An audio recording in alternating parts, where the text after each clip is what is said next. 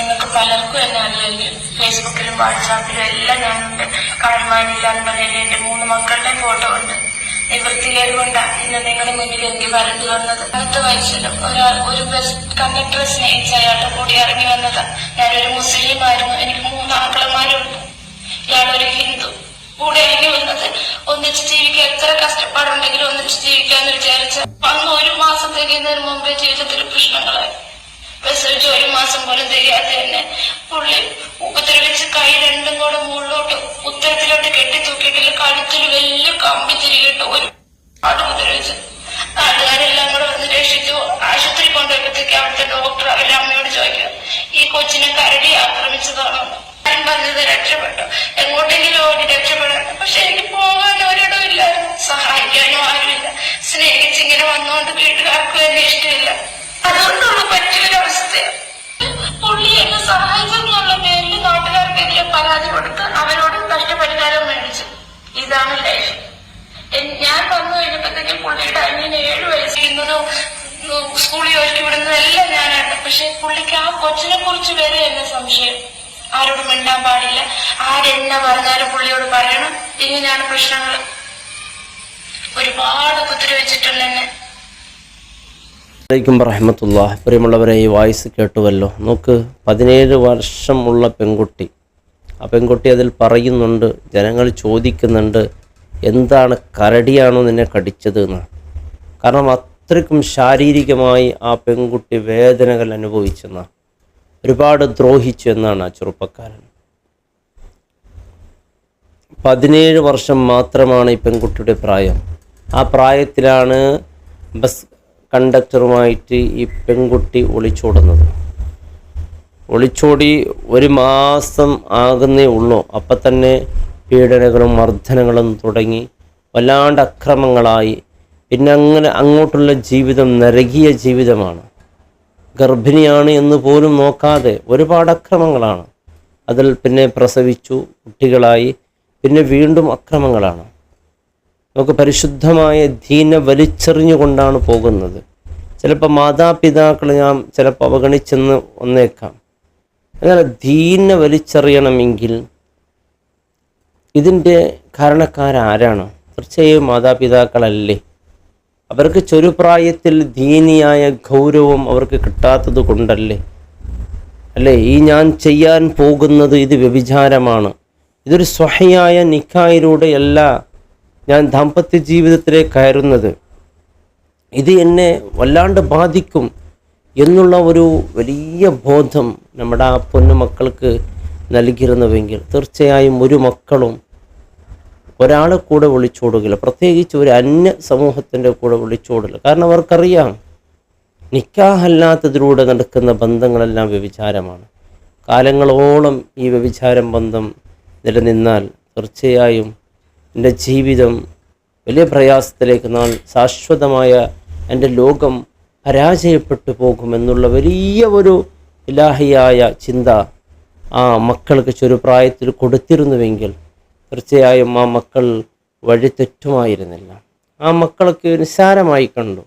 ഇവനോടൊപ്പം ജീവിച്ചാൽ എനിക്ക് എല്ലാത്തിനേക്കാളും വലിയ സന്തോഷകരമായ ജീവിതം കിട്ടും എന്ന വലിയ ഒരു വിശ്വാസത്തിലൂടെയാണ് പോകുന്നത്. പാവം പോയി അവസാനം ആ 17 വർഷം പ്രായമെന്ന് പറയുമ്പോൾ പക്വതയില്ലാത്ത പ്രായമാണ്. ആ സമയത്ത് നിയന്ത്രണം നമ്മുടെ മാതാപിതാക്കളെ കയ്യിലാണ് വേണ്ടത്. സമയത്ത് പെൺകുട്ടികളെ ഇങ്ങനെ ആക്ഷേപിച്ചിട്ടൊരു കാര്യവുമില്ല.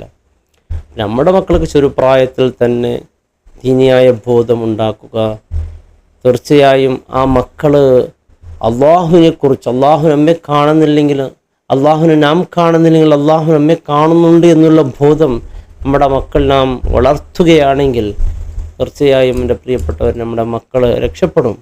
നമ്മുടെ മക്കൾക്ക്, പ്രത്യേകിച്ച് പെൺമക്കൾക്ക് എല്ലാവർക്കും മുത്തായ ഹബീബ് സല്ലല്ലാഹു അലൈഹി വസല്ലം തങ്ങൾ പഠിപ്പിച്ചു തന്ന ഒരു ദുആയുണ്ട്, അല്ലാഹുമ്മ യാ മുഖല്ലിബൽ ഖുലൂബ് സബ്ബിത് ഖുലൂബന അലാ ദീനിക്.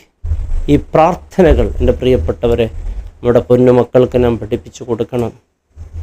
ഈ പൊന്നുമക്കൾക്ക് ഈ പ്രാർത്ഥന പഠിപ്പിച്ചു കൊടുത്തില്ല എങ്കിൽ തീർച്ചയായും നാം അവസാനം വളരെ നമ്മുടെ മക്കൾ അല്ലാഹുമ്മ യാ മുഖല്ലിബൽ ഖുലൂബ്, കൽബുകളെ മാറി മറിക്കുന്നവനെ സബ്ബിത്ത് ഖുലൂബന അലാ ദീനിക്, ദീനിൽ എൻ്റെ കൽബ് അടിയുറച്ച് നിർത്തണേ എന്നുള്ള ഈ പ്രാർത്ഥന.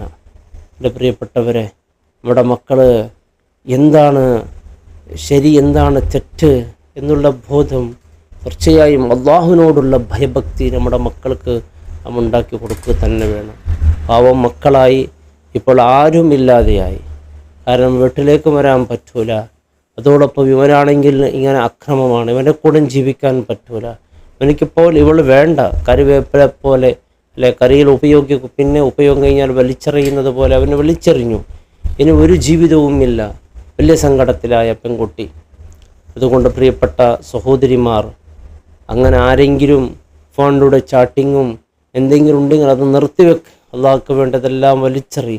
തീർച്ചയായും നിനക്ക് നല്ലൊരു ജീവിതം അള്ളാഹു നൽകും. തീർച്ചയായും അള്ളാഹുവിൻ്റെ പരിശുദ്ധ ദീൻ അവഗണിച്ചുകൊണ്ട് ആ ബന്ധം ഇങ്ങനെ തുടർന്ന് കൊണ്ട് പോവുകയാണെങ്കിലും നീയും ഒരു ദിവസം ഇവളെപ്പോലെ ഒളിച്ചോടിയാൽ തീർച്ചയായും നീയും വലിയ സങ്കടത്തിൽ പെടേണ്ടി വരും. പുരുഷന്മാരെന്ന് പറഞ്ഞാൽ അങ്ങനെയാണ്. കുറച്ചിക്കുന്നതിനെ ഉപയോഗിച്ചാൽ പിന്നെ അവർക്ക് വെറുക്കും. നീ വിചാരിച്ചതുപോലെ ഒന്നുമല്ല. ലദീഫി കൽബിഹിം മറന്നു, അവർ ഹൃദയത്തിലൊരു തരം രോഗം, പെട്ടെന്നൊരു അട്രാക്ഷൻ ഉണ്ടാവും, പെട്ടെന്നൊരു ഒരു താല്പര്യം തോന്നും, പിന്നെ അത് കഴിയും. അത്രയേ ഉള്ളൂ. പിന്നെ ഭാര്യ ഭർത്താക്കന്മാർ ഇങ്ങനെ സന്തോഷത്തിൽ ജീവിക്കുന്നു എന്തെന്ന് ചോദിച്ചാൽ അള്ളാഹുവിനെ പേടിക്കുന്നവർ മാത്രമാണ് സന്തോഷത്തിൽ കഴിയുന്നത്. കാരണം ഭാര്യയെ സ്നേഹിച്ചാൽ കിട്ടുന്ന പ്രതിഫലത്തെ ഓർത്ത് ഭാര്യയുടെ വായിൻ്റെ അകത്തൊരു ഉരുള ഭക്ഷണം വെച്ച് കൊടുക്കുന്നതിന് വലിയ സ്വതക്കയുടെ പുണ്യമുണ്ടെന്നും അവളുമായിട്ടുള്ള എല്ലാ ബന്ധങ്ങളും വലിയ സ്വതക്കയുടെ പുണ്യമുണ്ടെന്നും പഠിച്ചതുകൊണ്ടാണ് അള്ളാഹുവിന് വേണ്ടിയിട്ടാണ് അവർ വളരെ ജീവിതം സമർപ്പിച്ചുകൊണ്ട് നല്ല നിലക്ക് ജീവിക്കുന്നത്. അതല്ലാത്ത ജീവിതത്തിലെല്ലാം പിണക്കങ്ങളാണ്, വലിയ പിണക്കങ്ങളാണ്. പിന്നെ അവസാനം തൊലാക്കിലെത്തിയതാണ് കൂടുതൽ സംഭവങ്ങൾ നമുക്കറിയാം. അള്ളാഹുവിനെ പേടിച്ച് ജീവിക്കുന്നവർ നല്ല നിലക്ക് ജീവിച്ച് മുന്നോട്ട് പോകുന്നുണ്ട്. അതുകൊണ്ട് അതല്ലാത്ത ജീവിതം നാം ഇങ്ങനെ ആഗ്രഹിക്കും, നല്ല ജീവിതമാണ്, ആ സമയത്തൊക്കെ ഉണ്ടാവും. കൂടിപ്പോയാൽ ഒരു 5 മാസം, ഇനി അത്ര കണ്ട ബന്ധമാണെങ്കിൽ 1 വർഷം, 1 വർഷത്തിനേക്കാൾ കൂടുതലില്ല. അങ്ങനെ വലയിൽ വീഴ്ത്താൻ വേണ്ടി തന്നെ ഒരു സംഘം ഇതിൻ്റെ പിന്നിൽ പ്രവർത്തിക്കുന്നുണ്ട് എന്ന് പലതും പറയുന്നത് കേൾക്കുന്നുണ്ട്. അത്ര കുടുക്കിൽ നമ്മുടെ മക്കൾ പെടാതിരിക്കണം. അതിന് നമ്മുടെ രക്ഷിതാക്കൾ ശ്രദ്ധിക്കുകയും വേണം. നാം ഇത് നിസ്സാരമായി കണ്ടാൽ, മക്കൾ നമുക്ക് നഷ്ടപ്പെട്ടാൽ, എൻ്റെ പ്രിയപ്പെട്ടവരുടെ ഭാവി നഷ്ടപ്പെട്ടാൽ പിന്നെ അവളെ എന്തു ചെയ്യാൻ പറ്റൂല. കാരണം സമൂഹം മൊത്തം അറിഞ്ഞില്ലേ, പിന്നെ അവളെ സ്വീകരിക്കാൻ ആര് മുന്നോട്ട് വരും? അങ്ങനെ സ്വീകരിക്കാൻ വന്നില്ലെങ്കിൽ അവൾക്കൊരു ഉമ്മ ഉള്ളതുപോലെ അവളും ഒരു ഉമ്മയാകണ്ടേ? അങ്ങനെ ഒരു ജീവിതം തന്നെ അവർക്ക് നഷ്ടപ്പെട്ടു പോകും. പിന്നെ അവളുടെ സംരക്ഷണം ഏറ്റെടുക്കാൻ ഇവിടെ ആരും ഉണ്ടാവില്ല. അതുകൊണ്ട് വളരെ ഗൗരവത്തോടു കൂടി നമ്മുടെ പെൺകുട്ടികൾ അത്തരത്തിലുള്ള ബന്ധത്തിൽ ഏർപ്പെട്ടിട്ടുണ്ടെങ്കിൽ നിർത്തിവെക്ക്. നിങ്ങൾ പറയും ഉസ്താദ്, നിങ്ങൾ പറയുന്ന പോലെ എന്തല്ല, നിങ്ങൾ അത്രയും ചങ്കാണ്, മറ്റതാണ്, കരലാണ്. എത്ര വലിയ കരളാണെങ്കിൽ ചങ്കാണെങ്കിൽ നിന്നെ സ്നേഹിക്കുന്നത് ഒരു പുരുഷനാണ്. എൻ്റെ സൗന്ദര്യം കണ്ടിട്ടായിരിക്കാം, അല്ലെങ്കിൽ നിൻ്റെ ശരീരം ഒന്ന് കിട്ടാനായിരിക്കും, അതല്ലാതെ മറ്റൊന്നും ഇല്ല. കാരണം അത്ര നല്ല മനുഷ്യനാണെങ്കിൽ അവൻ തീർച്ചയായും അവനിക്കറിയാം ഇത് ഞാൻ ചെയ്യുന്നത് കൊടും ചതിയാണ്, ഇത് ഞാൻ ചെയ്യാൻ പാടില്ല. ഇത് മുസ്ലിം പരസ്പരമാണെങ്കിലും ഇത്ര തന്നെയാണ്. മാതാപിതാക്കളുമായിട്ട് ബന്ധമില്ലാത്തത് തീർച്ചയായും നല്ല രീതിയിൽ വിവാഹം കഴിച്ചു കൊടുത്തവരുടെ ജീവിതത്തിൽ പോലും വലിയ പിണക്കങ്ങളാണ്. അത്തരത്തിലുള്ള പിണക്കങ്ങൾ വന്നാൽ അത് പരിഹരിക്കാൻ ഇവിടെ കുടുംബങ്ങൾ പരസ്പരം ഇടപെടും. നിങ്ങളുടെ പിണക്കങ്ങൾ പരിഹരിക്കാൻ ആര് വരും? ഒറ്റക്ക് നീ പൊരുതണം. നിനക്ക് ഒറ്റക്ക് പൊരുതാൻ കഴിയോ? ഇവനുണ്ട്, ഇവനക്ക് സുഖമായി നിന്നെ കൈകാര്യം ചെയ്യാം.